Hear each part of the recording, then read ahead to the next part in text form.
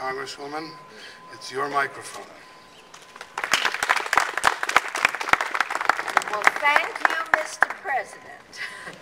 I must tell you, it's been so hectic down in Washington doing good things.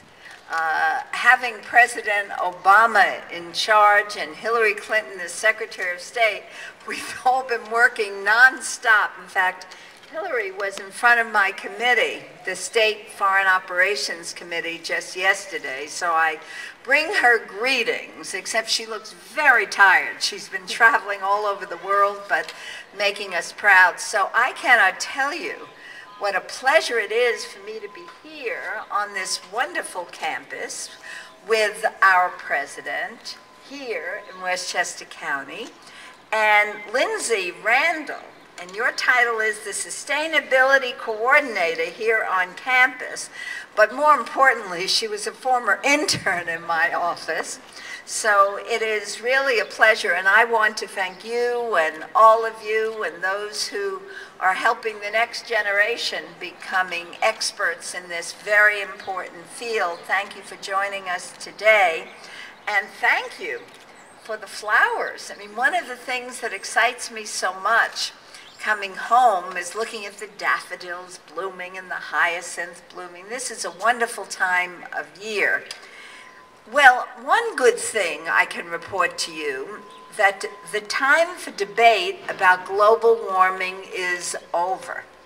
Spurred by the mobilization and call to action of people like yourselves, an entire generation of engaged students, leaders from various communities, you are coming together to implement change. Business, religious, labor leaders, and many policymakers have united to reduce our carbon emissions now. And so we each have to do our part to leave a cleaner, healthier world than we inherited.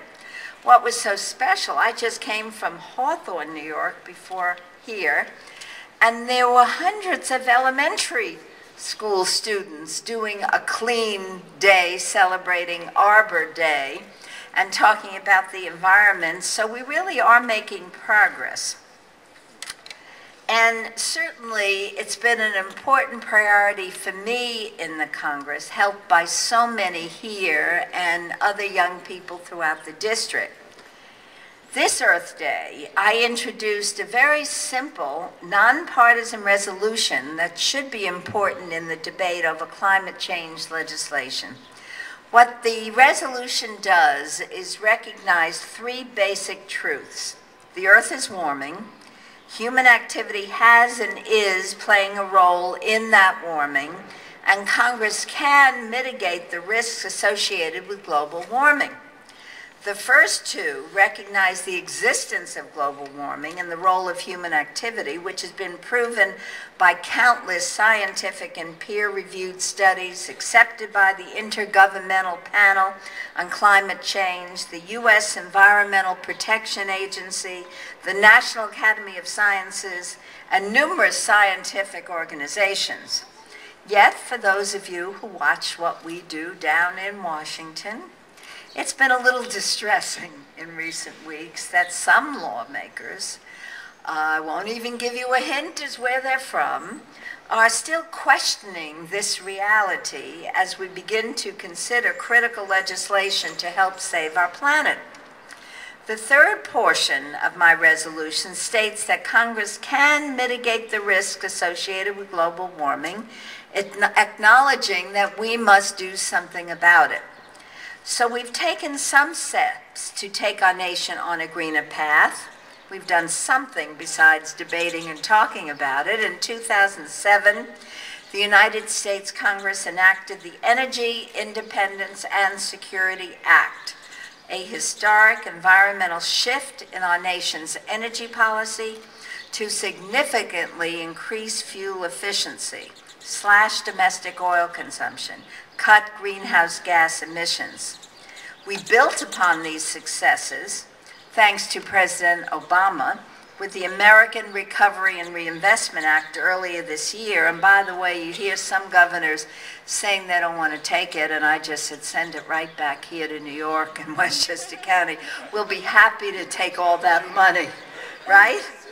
It includes, which is a major, major accomplishment, $3.3 billion for environmentally friendly initiatives at the Department of Energy and the Environmental Protection Agency, and new incentives to invest in, develop, and utilize the next wave of clean energy technology for our businesses.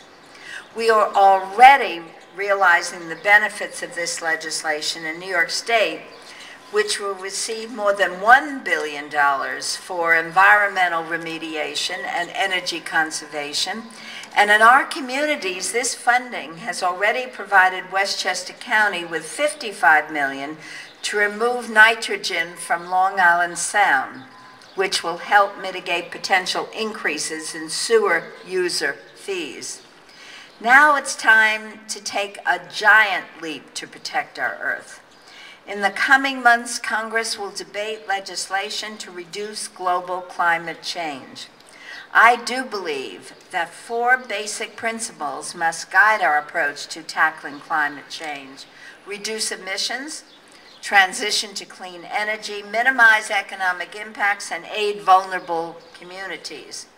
The draft American Clean Energy and Security Act that was released by Energy and Commerce Committee Chair Waxman is a solid foundation for us to build upon, and I do look forward to working with my colleagues in Congress to ensure that the United States leads the Earth to green the planet. Enactment of climate change legislation will create millions of new green jobs. That's an important point, because I always say if you can't get people on board to really protect this planet, let's talk, especially in these very difficult economic times, about jobs, jobs, jobs. And the jobs will save consumers billions in energy costs over the long term, enhance America's energy independence and national security, and significantly cut global warming pollution. All across the country this week, people gathered to celebrate Earth Day. And today we're celebrating Arbor Day, and I understand you're going to plant a tree shortly. And we're going to send, and all the people are sending, messages to Congress, regardless of the party affiliation, whether you're from a red state or a blue state, a coastal state or an inland state. The time to address global warming is now.